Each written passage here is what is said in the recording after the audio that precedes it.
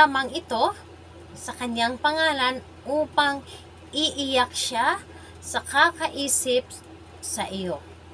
Hello mga guys, kumusta kayo? Panibagong araw, panibagong video na naman tayo. And sa araw na ito ay isa na namang video ang aking ituturo sa inyo na simpleng gabay o simpleng pamamaraan na makakatulong sa atin. At bago ang lahat, gusto ko lang mag-disclaimer sa mga taong hindi naniniwala at hindi gusto ang mga kagaya nitong video. Please skip this video and maghanap kayo ng videos na gustong gusto nyo dahil ang video na ito ay para lamang ito sa mga taong naniniwala and gusto mag-try.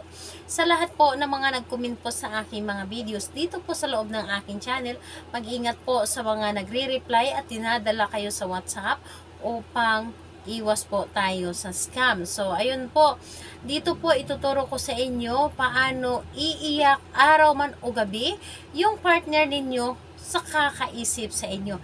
Yes po, ang aking ituturo sa inyo ngayon, sobrang subok ko na ito at naituro ko na rin ito sa iba kong kaibigan upang yung partner nila ay iiyakan sila kung hindi sila makikita or iiyakan sila sa kakaisip sa kanila. So, ayun po, dito po ay pwede itong gawin sa parihasang kasarian, babae ito babae, and lalaki ito lalaki. Siyempre sa ating babae at lalaki na mag-partner. And pwede itong gawin kahit na kayo po ay magkalayo sa isa't isa at magkalapit lamang.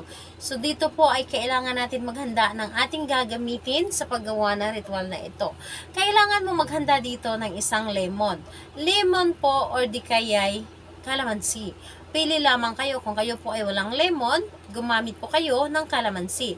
And syempre kailangan din natin dito ng baso. So kailangan natin ng baso na may lamang tubig.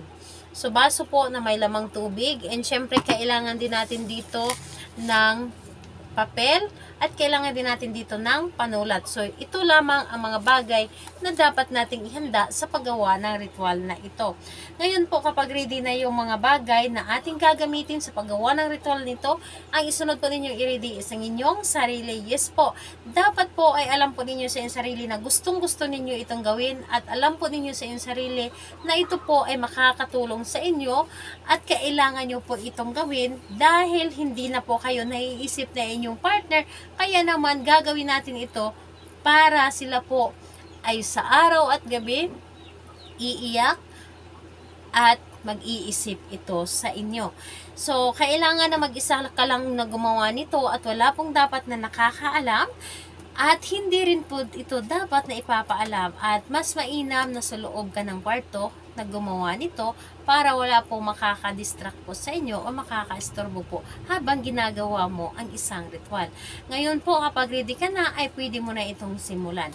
Ang gagawin mo lamang dito ay isulat nyo lamang ng 3 beses yung pangalan at apelyido ni target lamang sa papel.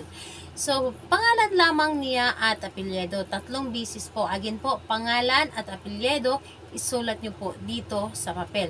Ngayon, kapag naisulat nyo na ito, at ang gagawin ninyo, yung tubig, yung baso ninyo dapat po ay may lamang tubig ito. Kahit dito lamang, hindi masyadong puno. Ilagay or lagyan ninyo ng tubig kahit kalahati lamang tubig sa baso at ilagay ang papel na ito at huwag nang tupiin. At kunin ninyo ang inyong kalamansi or di kaya lemon, hiwain at pigaan lamang ito ng katas ng lemon. Ipigay po ninyo dito ang katas ng lemon or di kaya katas ng kalamansi. Ngayon, kapag napigay nyo na ito, gamitin po ninyo ang inyong hintuturo. Hintuturo po ang inyong gamitin. Gamitin ang hintuturo at ihalo nyo lamang yung tubig at lemon gamit po ang hintuturo po ninyo. Ihalo ninyo and paulit-ulit lamang ninyo na sasabihin yung pangalan at apelyido ni target habang ginagamit ninyo ang inyong hintuturo sa paghalo dito. Pangalan at apelyido at sabihin po ninyo, araw man o gabi, iiyak ka sa kakaisip sa akin.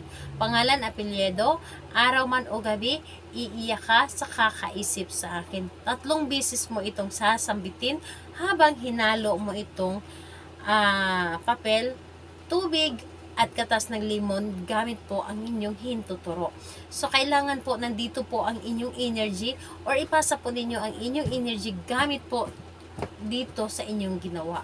And ayun po, pagkatapos mo itong gamitin or pagkatapos mo itong haluin, ang gagawin mo po, ang baso na ito, kung meron kang kama, ilagay mo ito sa ilalim ng inyong kama.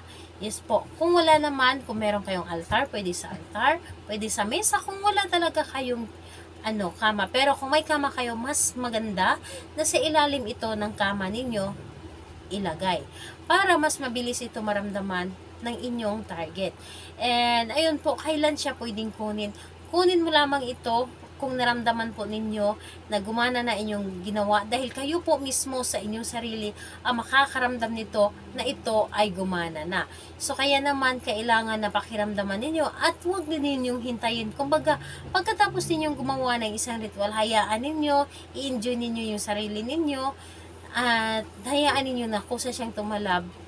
Dahil kapag ang isang ritual na inyong ginawa na hinahayaan nyo lamang at hindi ninyo masyadong iniisip na may ginawa kayo, mas mabilis itong gumana. And normal lang po talaga na kapag kayo ay baguhan pa lamang na gumawa ng ritual, ang mararamdaman po ninyo, mag-iisip kayo sa inyong mga ginagawa. Mag-iisip po kayo and hirap po kayo makatulog. Pero sa katagalan po, sa paggawa ninyo ng isang ritual, kapag nasanay kayo sa paggawa sa araw-araw, masasanay kayo at hindi nyo na ito maiisip at maramdaman ninyo ito na napakabilis na gumana nito sa inyo. Kaya naman, yun ang gagawin ninyo sa bawat paggawa ninyo ng ritual. Hayaan ninyo, i-enjoy ninyo yung sarili ninyo, gumawa kayo ng kahit na ano, pagkatapos ninyong gumawa ng ritual, para hindi ninyo maisip yung ginawa ninyong ritual. Kung gusto ninyo na mabilis itong gumana. So, ayun, kapag gumana na ito, ang gagawin nyo lamang dito sa laman ng baso, pwede kayong maghukay at ibaon po ninyo yung papel. Yung papel po, huwag pong isama yung baso, yung papel lamang. Pero kung wala kayong mapagbaonan, maaari po ninyo itong itapon po sa inyong mga CR. I-flush nyo po doon. At ayun po, sa pag-flush ninyo, sabihin ninyong muli doon ang inyong sinabi nung ginawa ninyo ito. Para lagi kanyang iisipin at iiyak siya kapag hindi kanya makita or makakausap. So, ayun po, gawin ito ng kahit anong araw at kahit anong oras, basta't malakas lamang ang inyong paniniwala. Kung may mga katanungan kayo, mag-comment lamang sa baba upang ma-replyan ko po kayo. Bye-bye everyone. God bless us all.